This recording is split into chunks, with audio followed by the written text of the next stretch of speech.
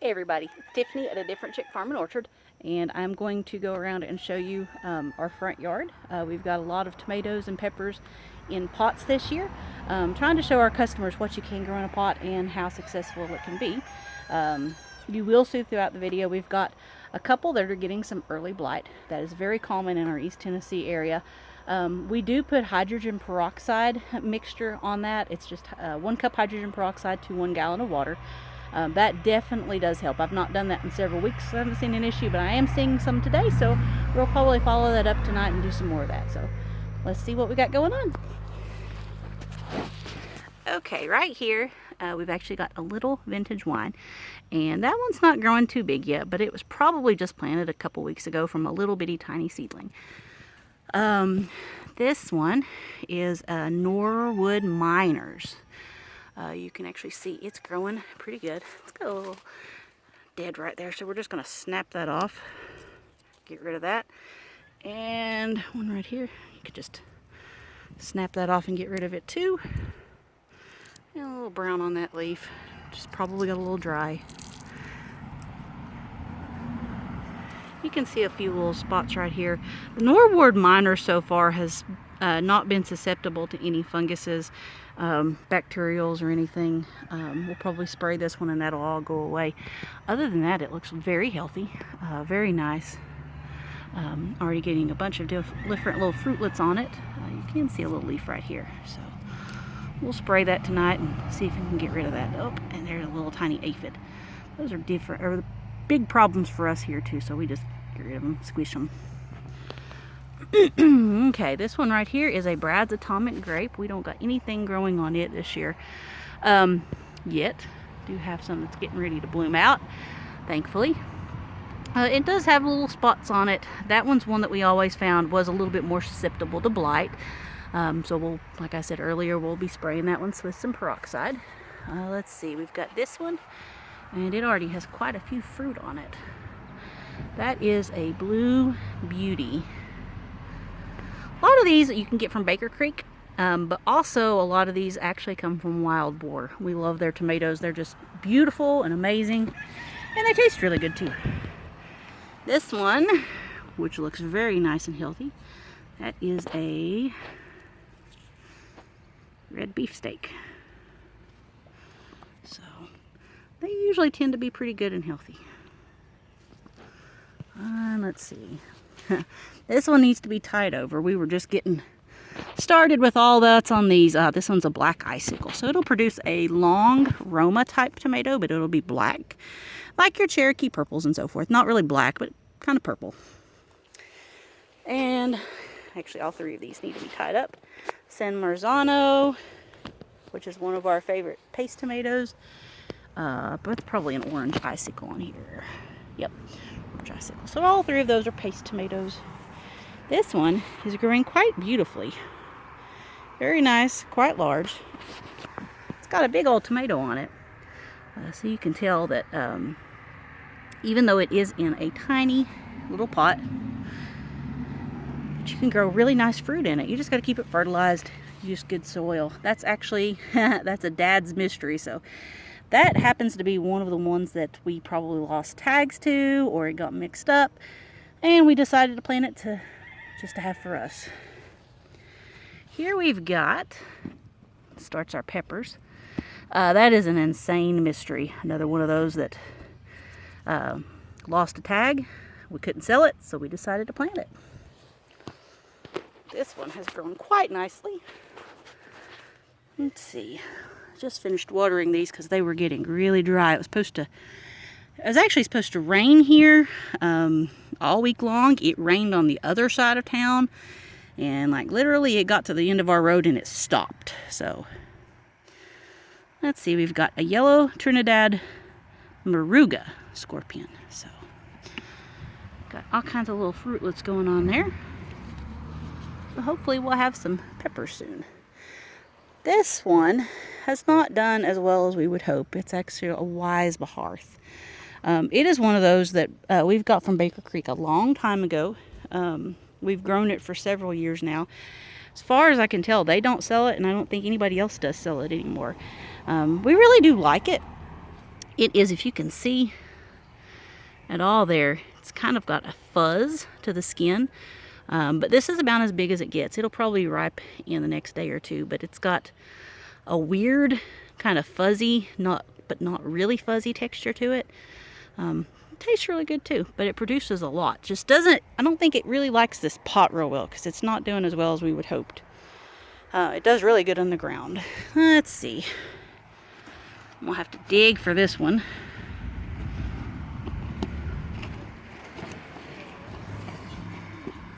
Maybe. Aha. Degato jalapeno. So we've got that one. Got a little tiny jalapeno growing right there. That looks like a serrano. Yep, that is actually a serrano. And this one we've got a carbon. It's actually one of my husband's favorite tomatoes is the carbon. So it'll turn actually a dark red, almost like the Cherokee purple, when it ripens. While we're here, this is actually going to be a hedgerow orchard up here. We're just using what we've got in the time being, so that we've got a Cox's orange pippin growing here. This is the first fruit it's ever had. We're trying to protect it and love on it. We're excited to see it grow, but it's very beautiful. Can't wait to try it. It's one of the old heirloom varieties we grow. Okay, this actually got quite a few peppers on it. Look at them suckers. It's an orange horizon. Horizons are really good. They're a big orange bell pepper. Very good tasting. And that one's got tons of peppers on it. Look at all them peppers. So let's see what, Jimmy Nardello. That's what I kind of figured that one is. Tons of peppers. And we've got a candy cherry. Now the candy cherry actually used to be named an Isis cherry. For obvious reasons, you can see why they renamed it to the candy cherry, because it's not exactly good to be using that name around here in the United States. Probably anywhere in the world for that matter. Let's see, we've got a habanada. So these will actually, they will look just like a habanero right back there. And they will trick you because they will turn orange like a habanero, look like one, smell like one, but you taste it and it does not have any heat at all, which is wonderful. See, we've got growing here a Kryptonite. So not a huge tomato, pretty good size. Not one you'd really want for a slicer, but it is really good. This one I apparently forgot to water because it is really, really dry. So it is a Berkeley tie-dye. That is one of the Brad Gates varieties from Wild Boar Farms. Very nice. Looks like the leaves are doing great on it. So it is probably one that is good with a blight resistance to it, which is very important to have here in East Tennessee. Because this time of year, typically you start getting blight, which is sad because it's about the time of year that we start getting tomatoes in.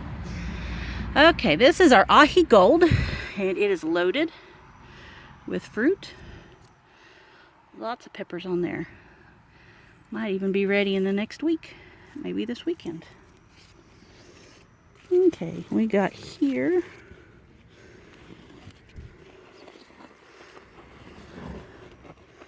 something. Not sure what it is yet. Hopefully there's a tag somewhere. Aha.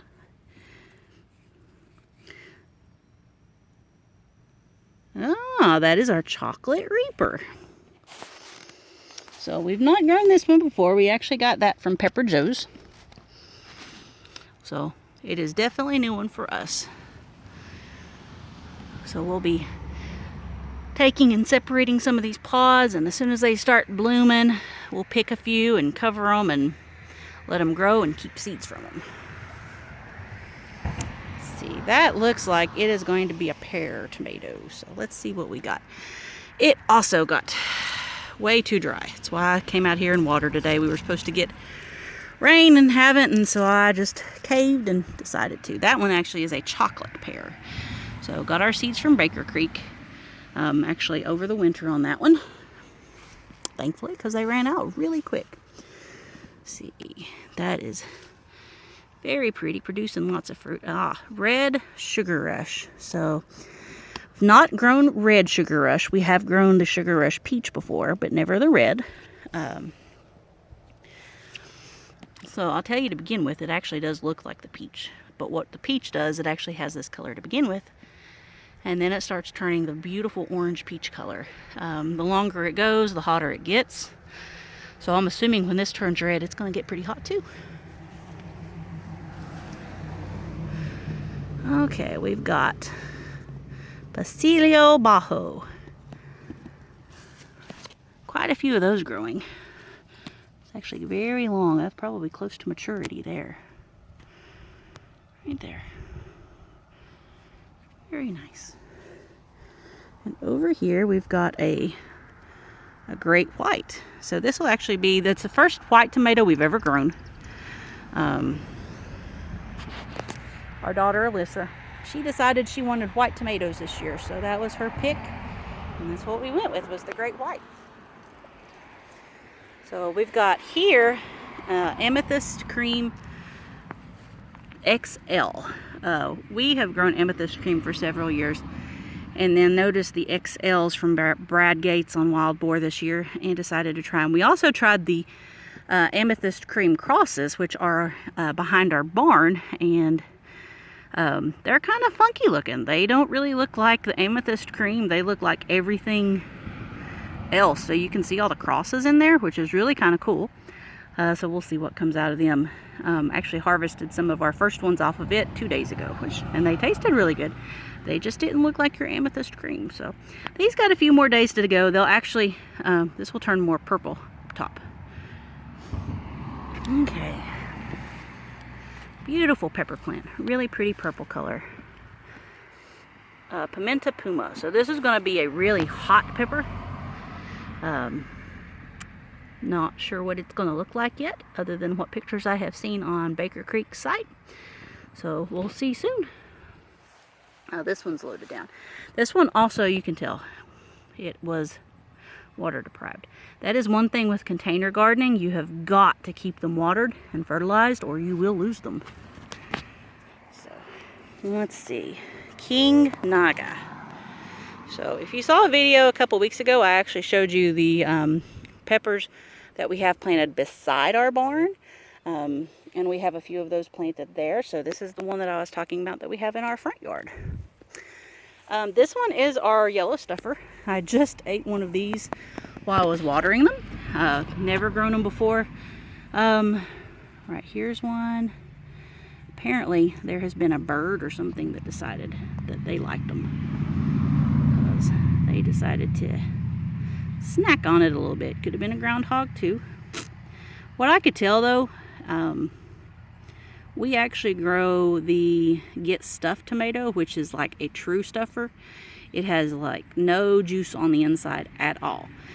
So this one is very, very different. It is very juicy on the inside. Guess you can hollow it out and make it a stuffing pepper. So, not exactly what I expected, but yeah, it's a new one. Ahi pineapple. So we got a few of these growing. We're excited about that one because it's supposed to taste amazing. See what it'll grind up in powders and cook like. It'll be quite interesting. I'm on a bet this one is a purple Cayenne. Look at all those peppers. Very beautiful. So, yep. That is purple Cayenne. We actually got this one also from Pepper Joe's this year. Let's see. And this tomato is a Creole. So that's actually about the size that they'll get. Not too big. You can use it for a sandwich or slicing tomato, but they're a little small, but they're a really pretty dark tomato, red. Very nice. Atomic Sunset. That's a new one for us. Obviously, it's probably going to be rather small. I can't remember what size it was supposed to be, but right now it is very little. So we've got this one right here that's got big old bell peppers on it, which is, I think this one is a Quadrato de Seta. Yep, Quadrato de Seta. So this will actually turn colors, be a pretty red when it finishes maturing. You can pick them when they're green if you want, or you can let them mature all the way to green. Let's see. Got a lot of peppers on that one. This is a Tequila Sunrise. Tequila Sunrises are really cool because the peppers grow straight up like this. Now these are a sweet snacking pepper.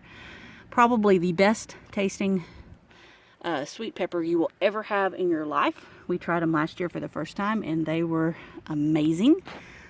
Sold out of them every time we took them to market. Oh, so this one's a big one. Let's see what it is. That is huge. That is a Corno de Toro Yellow. We actually raised the Corno de Toro Rosso and the yellows. So that one's the yellow. This one is a Zulu. Look how black it is. Very beautiful black bell pepper. Very pretty. And then we've got here we've got Nadapinos. So the Nadapino is basically a jalapeno. You are going to bite into it and be like, oh, this is going to be so hot. It's not really that hot, but if you only like sweet peppers, it's pretty hot. But it's not. It is a completely heatless jalapeno. Has the flavor of jalapeno, just has no heat to it. Indigo apple has not done so well for us. It seems to get blight very easily. It does have a second growth coming off of it, so hopefully it'll be better than the first one. But it's a very pretty apple, or very, very pretty tomato. There we go. And this one is a Sun Gold Select. So you gotta watch. You have a Sun Gold and a Sun Gold Select. The Sun Gold is a hybrid tomato. So there's nothing wrong with a hybrid tomato. You just can't keep seeds off of it. It is usually bred for disease resistance, for flavor. You just can't keep the seeds. If you try to plant them, you'll end up with everything but, and nothing will be like the original. But the Sun Gold Select is an heirloom, so you can keep the seeds off of it and plant them from now on. Okay, let's see if I can read this tag. We're going to have some experts out here reading that one. I can't quite do it, so. It's a nice tomato. It's pretty. Just don't know what it is. Aunt Ruby's German Green. Grew this one for the first time last year and really loved it. It is a humongous green tomato. It does not change colors. It is green all the way through maturity. And so we got chestnut chocolate here. You'll see that it was starting to wilt. It needed water terribly. So it's got some water. I'm going to have to water them again tonight when the sun goes down. But very nice there. This one doesn't look like it's going to make it. That was actually a Berry's Crazy Cherry. It does have a little bit of new growth coming onto it though. So, you know, we're going to leave it in there, see what it does. It might come back, who knows. Oh, we got here, I think this is our Jamaican Scotch Bonnet. It is Jamaican Scotch Bonnet. We got these late. So it is very tiny. Needs a lot of babying, but we'll keep it going. And if it doesn't produce right now, we'll actually keep it in the winter in our greenhouse, and hopefully it'll produce for us in there. Bueno Mulatto, I believe, on that one. Yeah, Bueno Mulatto. So, very nice, pretty purple pepper. And so we've got here Bleeding Heart. So you will see that they've kind of got that heart-shaped tomato look to them. So these are just still maturing. And we've got here Carolina Reaper. Always a good one for us. We've got a buttload of those planted, so we'll have lots of those for sale soon. And we've got here a Dark Galaxy.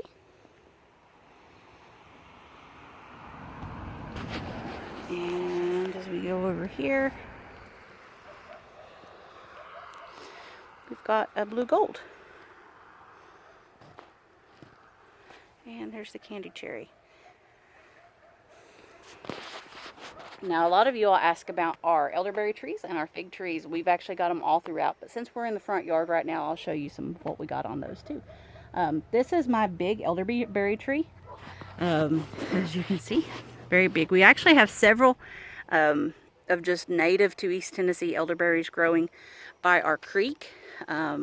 But this is one that I picked up from cuttings several years ago at a Mother Earth News Fair. Didn't know anything about elderberries at the time and decided to try them. And so I brought them home, and this is the one that I got to take, and I put it in a pot, which I will show you just momentarily. Didn't know where we were going to plant it at because we knew it was going to get pretty big, but put it in the pot and set it down right here. And when we went to go move it in the fall and plant it, that's where it was staying. I decided to stick there, and there is no moving it now because it won't allow you to. It is way too rooted deeply in. Grows really good here though, just, you know, not exactly where I wanted it, but you know, sometimes you don't get what you want. So Mother Nature decided its permanent spot for me. So it's still got some flowers going on with it. I've also got some berries that are getting ready to ripen in the next couple of weeks. Maybe even sooner. Got a June bug on there. He's munching down a little bit. We don't really like June bugs, but the big ones I don't really mind so much. There's a bunch of them just chilling out here.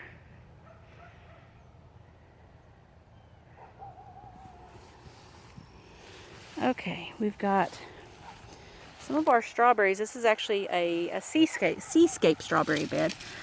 It blooms continually throughout the summer. Got one of our strawberries there. It needs cleaned out, fertilized, runners taken away, so it will actually have room to produce. Because where it is producing, it could be producing a whole lot better. So I'm gonna take that one off and have a snack while I'm here. Look how pretty.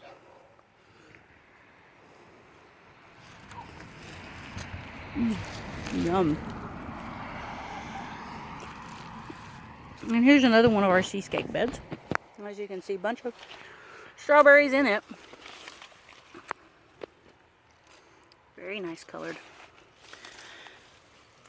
The good thing about ever-bearing strawberries is some strawberries that you will grow here in East Tennessee will not always be sweet because most of them from our local farms only grow the ones that bear in the spring, somewhere around the end of May, June. They are great most of the time, but strawberries, if they have heat and not so much water, get very sweet. If they have too much water and not a lot of heat, they get more sour. So we really like sweet strawberries around here. This is one of my fig trees. This is the Isha, I believe. Yep, that is my Isha. It has not produced for me in a few years. It does die back. I still don't see any fruitlets on it this year, but it is a little early for it because it is more of a fall producer. So we'll see how it goes. Got a brown turkey here. We actually cut some of them down and moved them because they got in our way. So we just moved it over here and it rooted, which was wonderful. This is our Olympia. So I'll show you right here. We've actually got, you can go two different ways. These little nodules right here can either be fruit or little leaflets. So looks like most of those are going to be leaflets right now. This is another one that doesn't bear until really late for us, which it's nice to have really late figs, but then sometimes if you have an early winter, then you don't get any figs off of it, which is very, very sad.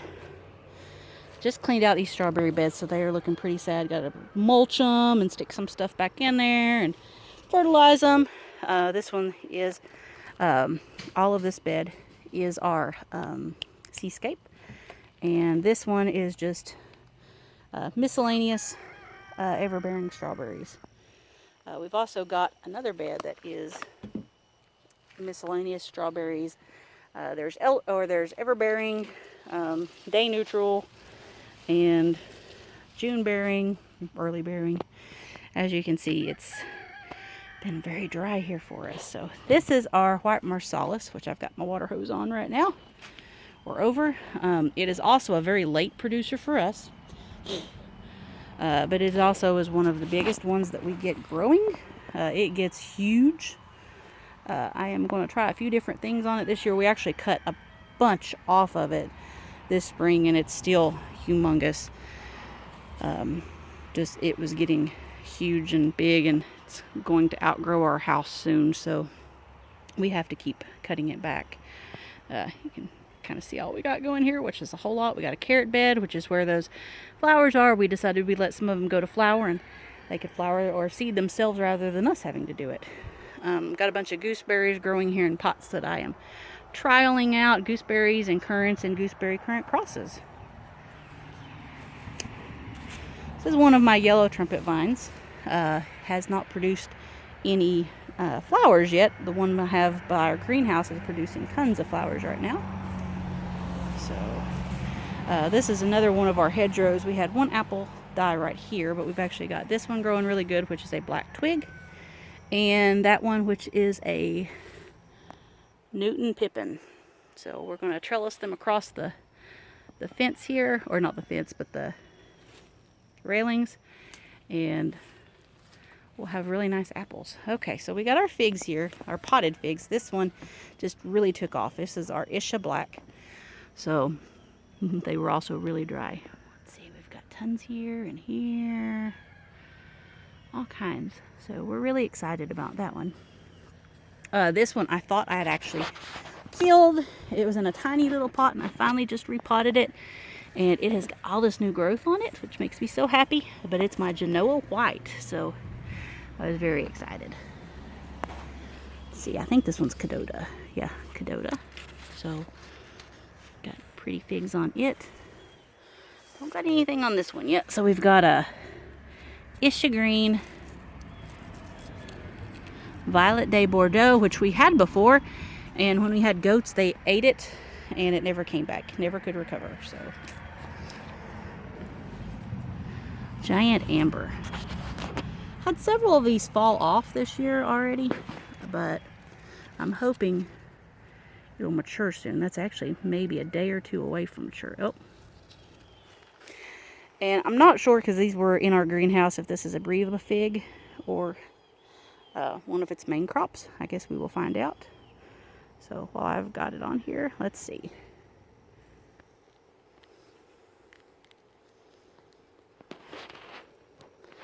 So definitely not ripe yet. May have been a Breva. May not be a good Breva. I haven't done a lot of research on that one yet, but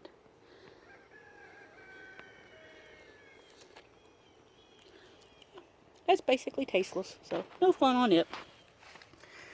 Oh, Armenian, Canadria. Ah, that one's finally starting to get some little figs on it. Oh, so is our Armenian. So cool. Looks like we're probably going to have figs off of all these varieties this year. White Texas Everbearing, so got a few on it. Golden Celeste.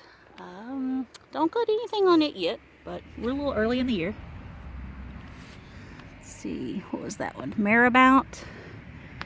And we've got a